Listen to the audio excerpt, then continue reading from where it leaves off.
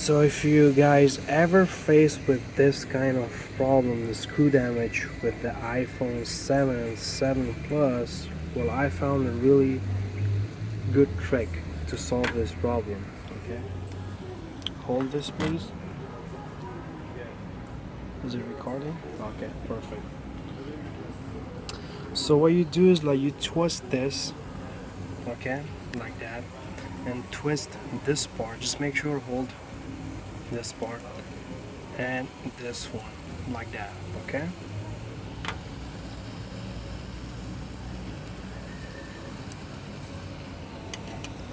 Okay, and then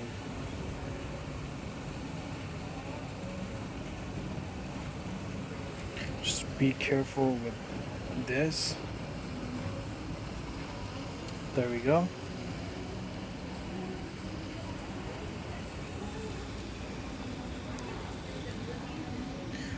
We twist it a little bit more.